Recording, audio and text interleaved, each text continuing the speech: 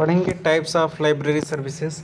Public library services में लिए, ठीक है। तो लाइब्रेरी सर्विसेज में वो मत समझाना, जनरल और पब्लिक लाइब्रेरी सर्विसेज हम लोग पढ़ेंगे। इसमें circulation, reading room services, reference bibliographic services, ढेर सारा पढ़ेंगे हम लोग अच्छे तरीके से। और इसमें बहुत इंपॉर्टेंट क्वेश्चन है, करीब 7 से 8 क्वेश्चन इस चैप्टर से पूछे गए हैं।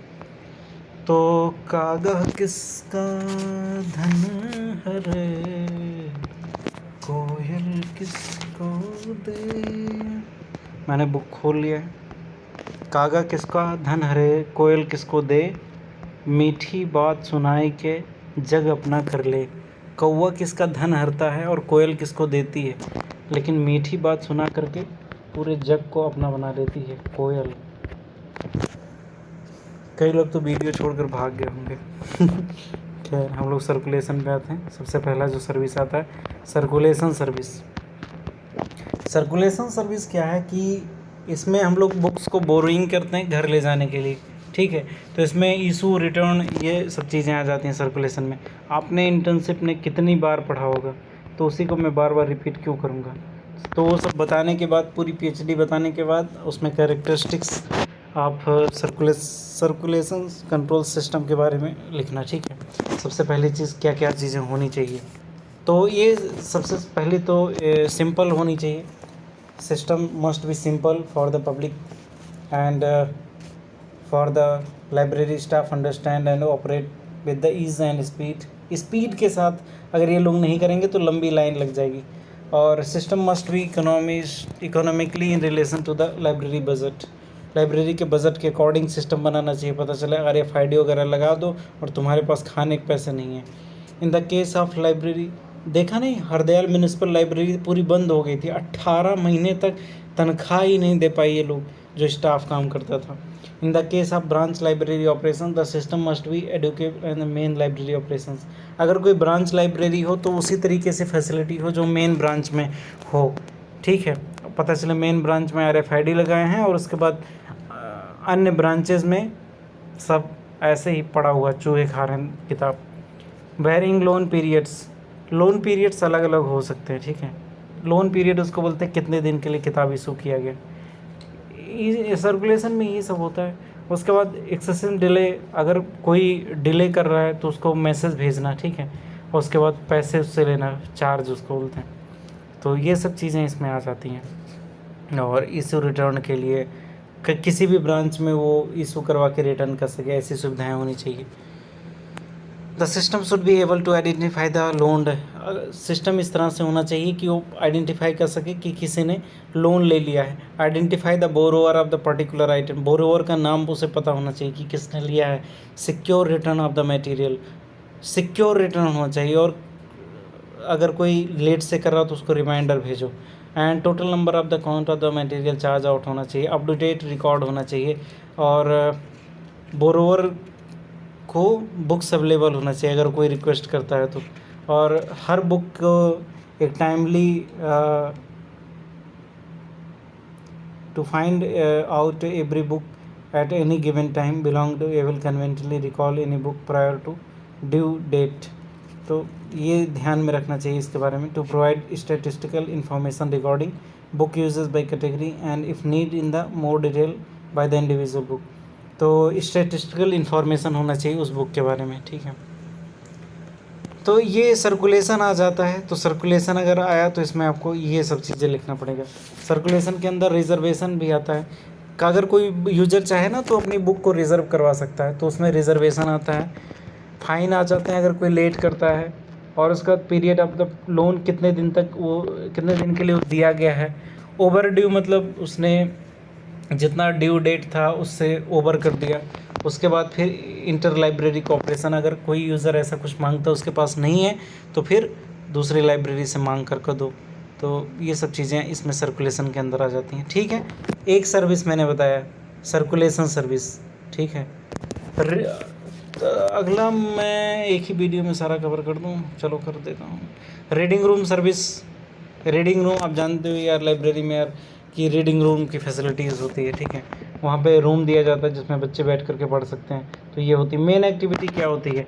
The main activity of the reading room manifest itself the actual handling out the resources of the library to the readers. एक सबसे बढ़िया चीज़ होता है कि लाइब्रेरी के जो रिसोर्सेज होते हैं ना, रीडर्स तक पहुंचाने का सबसे अच्छा तरीका होता है कि रीडिंग रूम की फैसिलिटीज़ दो, तो बच्चे आएंगे और अपना रीडर्स आएंगे और अपना बुक वगैरह पढ़ेंगे, तो ये अच्छा होता है। And though the open access help the reader to the locate his book of the interest and staff help locate the peripheral interdisciplinary subjects. तो इसमें क्या होता है, स्टाफ उसकी मदद करता है कि ये किताब है इस सब्जेक्ट का, आप इसको ले सकते हो, तो बढ़िया होता है ना। कैसा लग रहा होगा कि कितना अच्छा सब है, लेकिन थोड़ा प्रैक्टिकल में मत जाना वरना दुखी होगी। और handling over the book as casual reader and systematic servicing of the material of the serious scholar, कि किस तरह से जो कैजुअल रीडर आते हैं उनके लिए भी बुक रखना और सीरियस स्कॉलर्स जो आते हैं उनके लिए भी मटेरियल्स होना चाहिए। पहली चीज़ हो गया एक्टिविटी, दूसरी चीज़ हो गई रूल्स एंड रेगुलेशंस कि किस तरीके से बनाना पड़ेगा।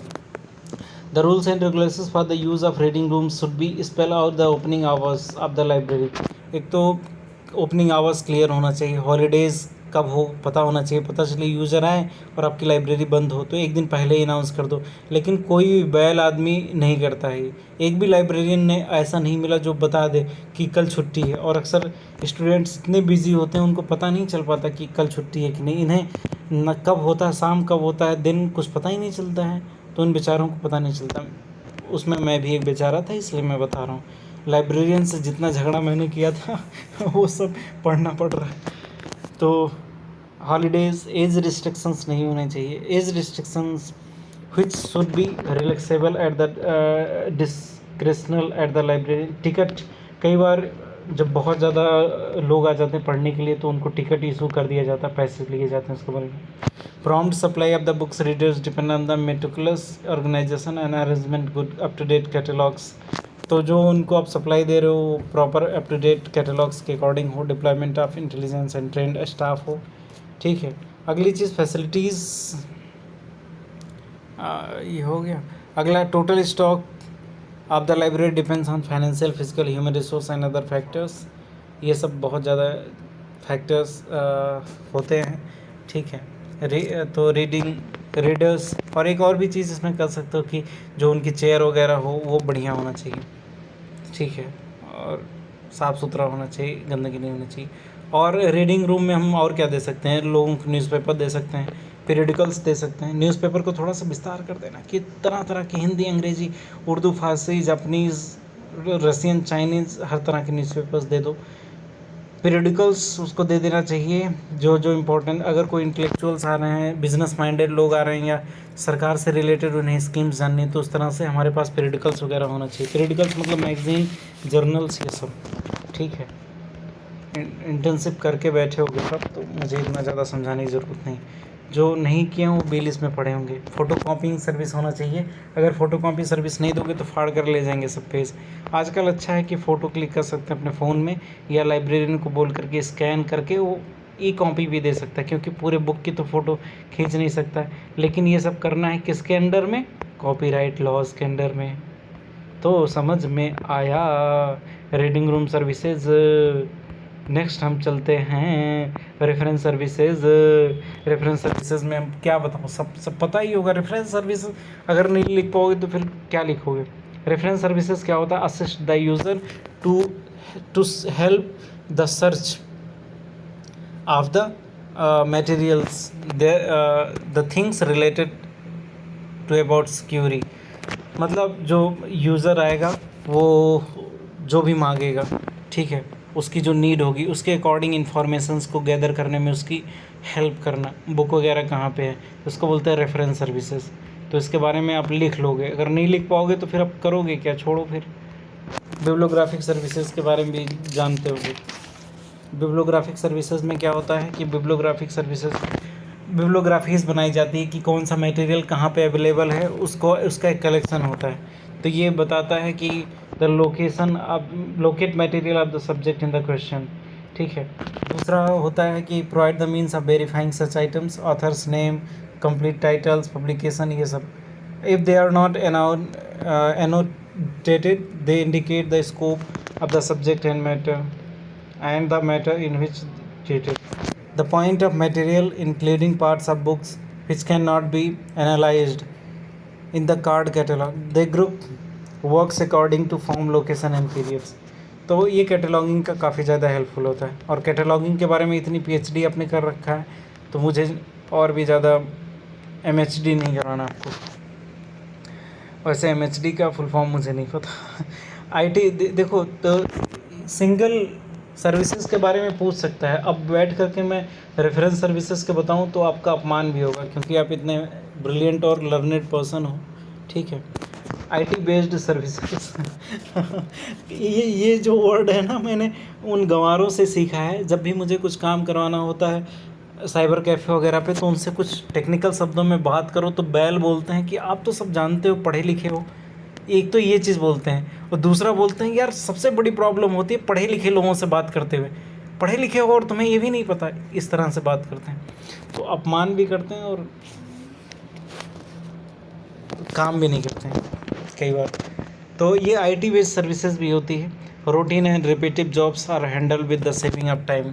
जो मेन चीज़ होती है उसमें आईटी चीज़, इंफॉर्मेशन टेक्नोलॉजीज़, आरएफआईडी वगैरह लगाओ और स्पीड बढ़ जाती है बहुत ज़्यादा, इम्प्रूव प्रोडक्टिविटी हो जाती है, हाई डिबेटेड रिसोर्स शेयरिंग हो जाता है, हाईली डिबेटेड रिसोर्स शेयरिंग बहुत आसानी से हो जाता है, यूनिवर्सल बिब्लियोग्राफी सिस्टम हो सकता है। और देखो आईटी कहाँ कहाँ पे यूज़ किया जा सकता है, सर्कुलेशन, बिब्लियोग्राफिक, इन सब जगहों पे। सर्कुलेशन में इशू रिटर्न हो गया, अपडेट, रिकॉर्ड, रिमाइंडर, इन सब चीज़ों में। रजिस्ट्रेशन, इंडेक्सिंग, माइक्रो थेसारस, सब्ट्रैक्टिंग, इन सब चीज़ों में, ठीक है। CES, SDI, NIC, इन सब चीज़ों में किया जा सकता है आईटी का। मैं ज़्यादा पीएचडी नहीं कराऊंगा क्योंकि नेक्स्ट चैप्टर आईटी वाला है, तो उसमें पीएचडी करेंगे हम अच्छे से। और आप लोगों को सपने में भी आता होगा कि आईटी के बारे में तो बताते होगे ना, पूरा 2-2 चैप्टर पढ़ के बैठे हो इंफॉर्मेशन टेक्नोलॉजी के बारे में, MLI I103 और 4 में। तो मैं आप जैसे विद्वानों को मैं आईटी समझाऊंगा? अपमान है आपको। तो मैं कम्युनिटी इंफॉर्मेशन सर्विसेज में आता हूँ, ठीक है विद्वानों। तो कम्युनिटी इन्फॉर्मेशन सर्विस मतलब कम्युनिटी को इन्फॉर्मेशन सर्विस प्रोवाइड करने ना, ठीक है। तो कौन कौन से services which individuals and groups with the daily problem solving. Individual या ग्रुप को कौन कौन से सर्विसेज देना? सबसे पहले daily problem solving with the participation in the democratic process, ठीक है।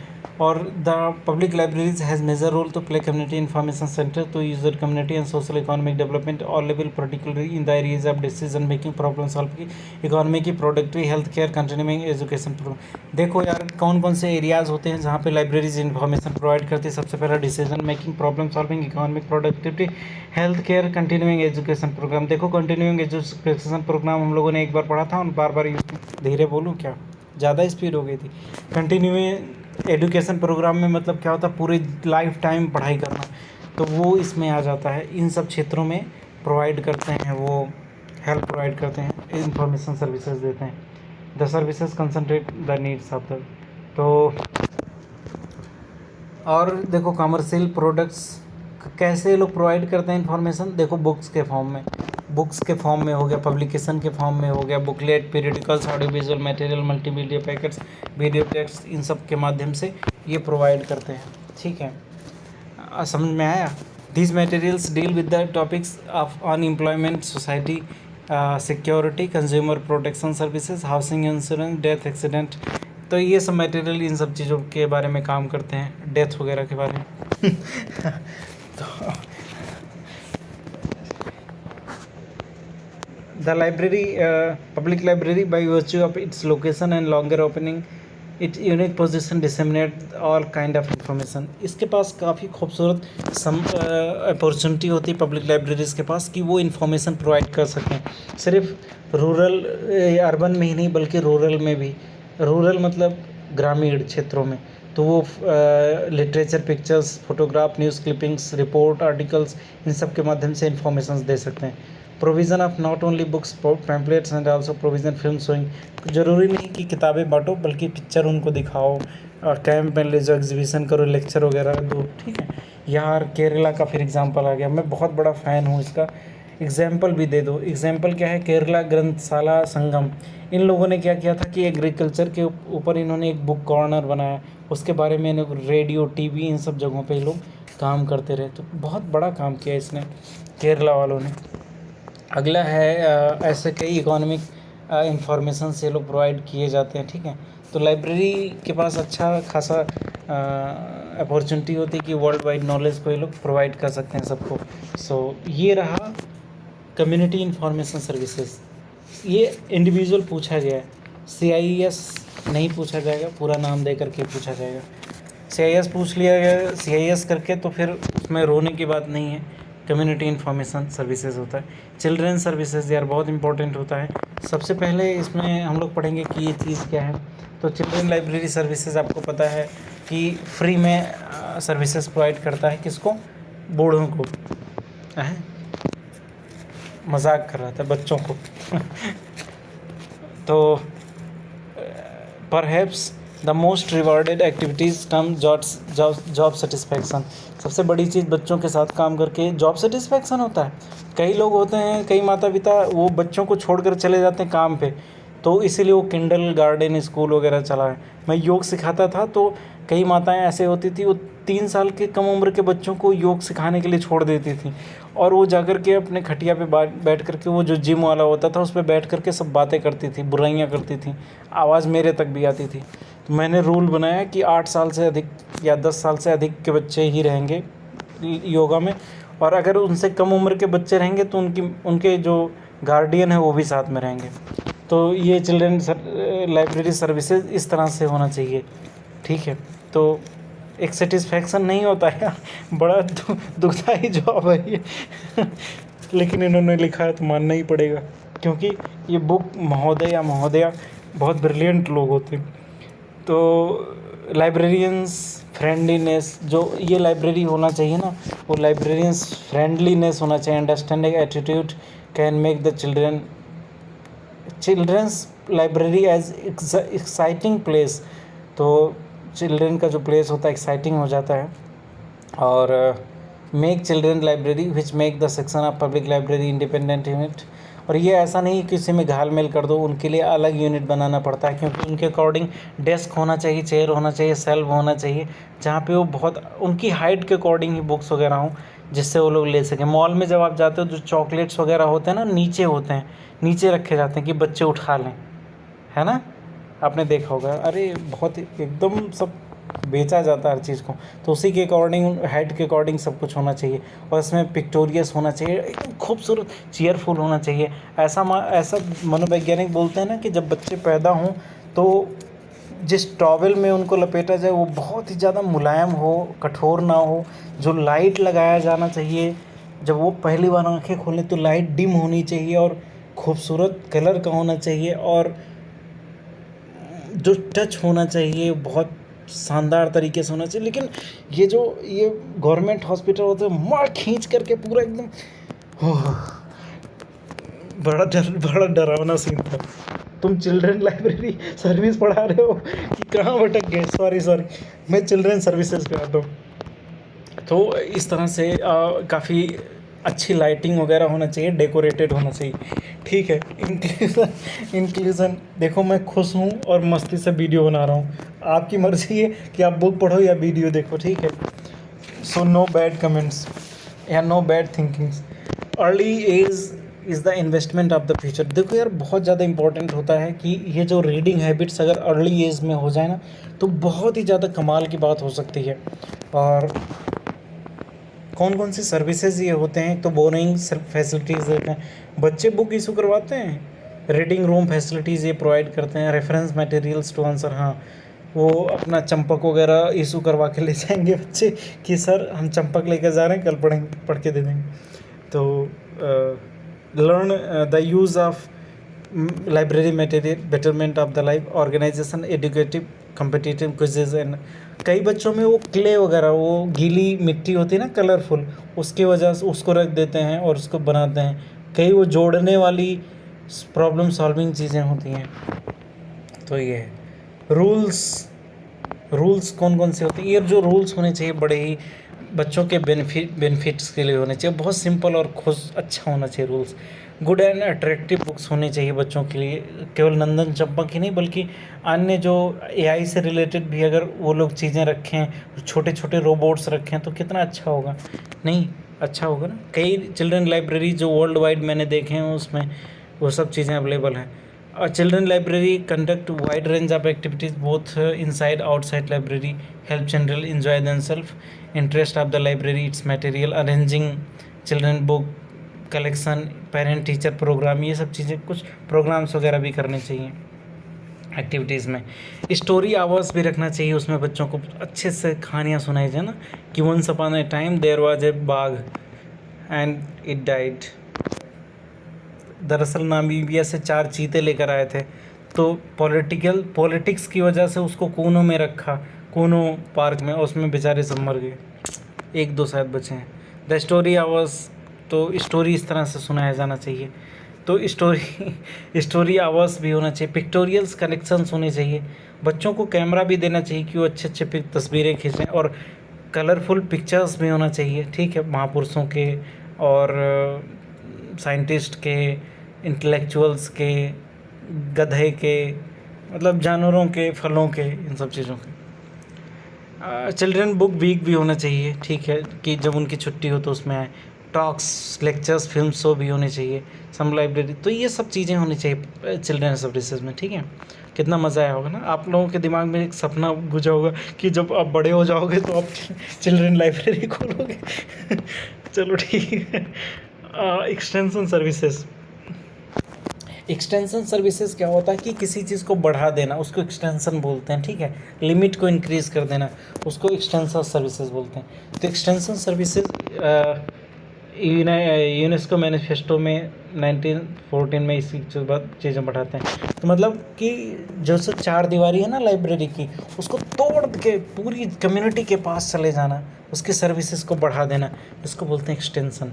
तो जो इसीलिए होता है ना कि जैसे एक हेड ऑफिस है किसी लाइब्रेरी की, तो उसमें छोटे छोटे ब्रांचेस भी बना देते हैं कि एक चांदनी चौक में हेड ऑफिस है डीपीएल की, फिर एक बवाने में भी एक ब्रांच खोल दिया। अब बवाना का कोई व्यक्ति चांदनी चौक तो आएगा नहीं पढ़ने के लिए, या रोहिणी का कोई व्यक्ति जाएगा नहीं चांदनी चौक में, तो उन्होंने ऐसे ढेर सारे ब्रांचेस खोल दिए।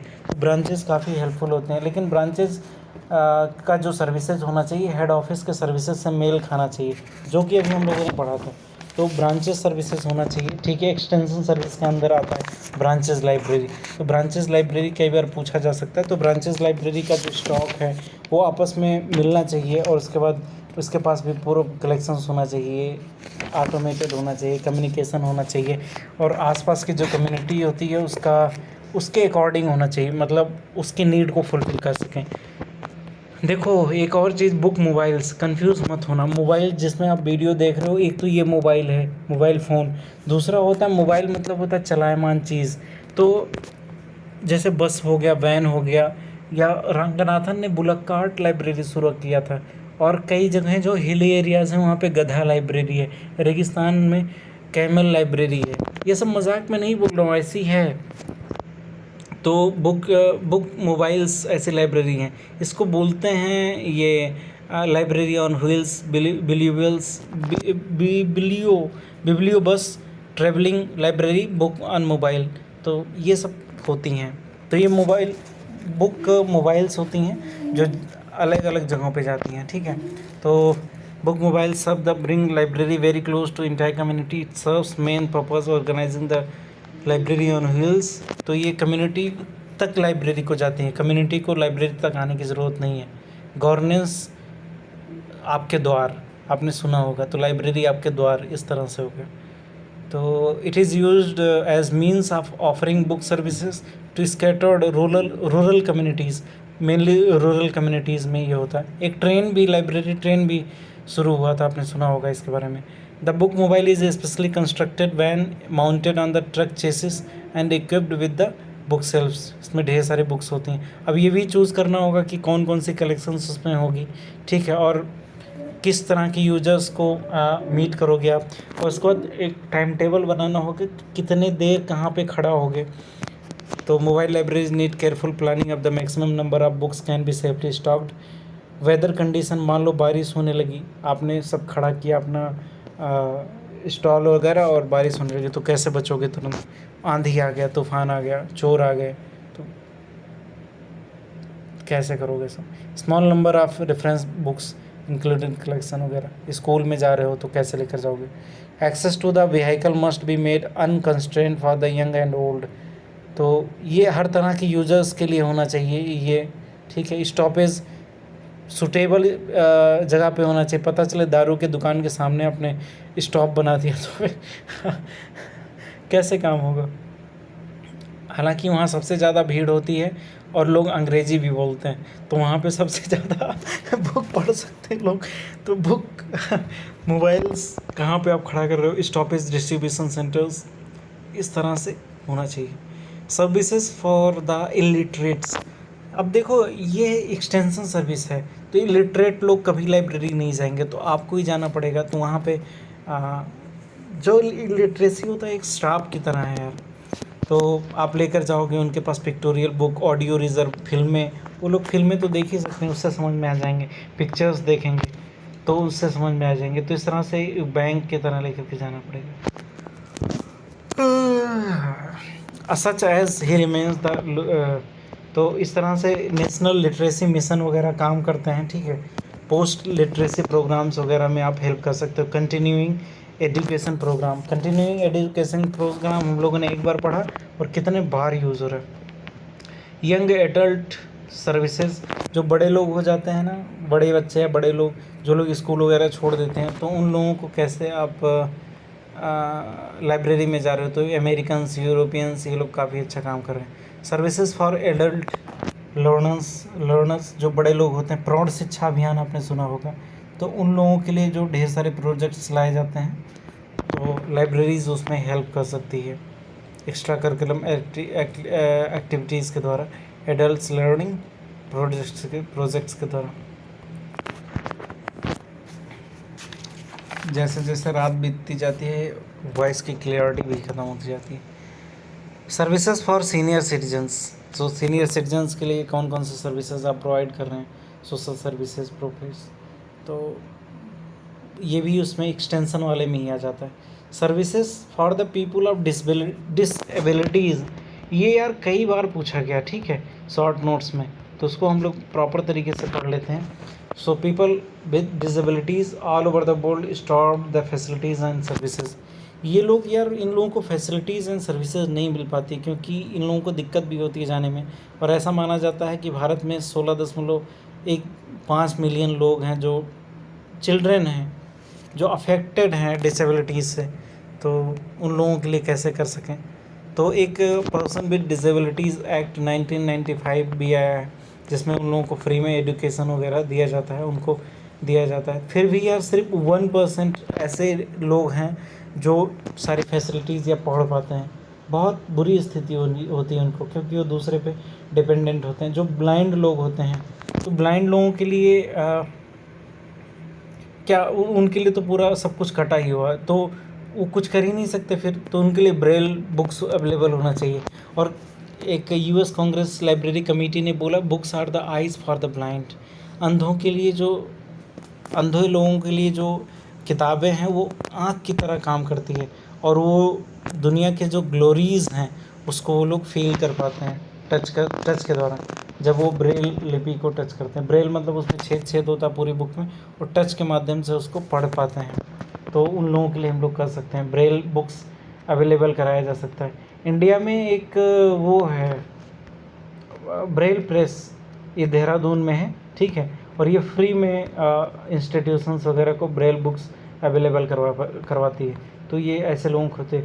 हॉस्पिटल लाइब्रेरी भी हम लोग काम कर सकते हैं। हॉस्पिटल लाइब्रेरी भी डिसेबल लोगों के अंदर, जो बीमार है वो डिसेबल है, तो उन लोगों को बोला डॉक्टर ने कि आपको 1 महीने तक हॉस्पिटल में रहना पड़ेगा, तो 1 महीने वो क्या करेंगे?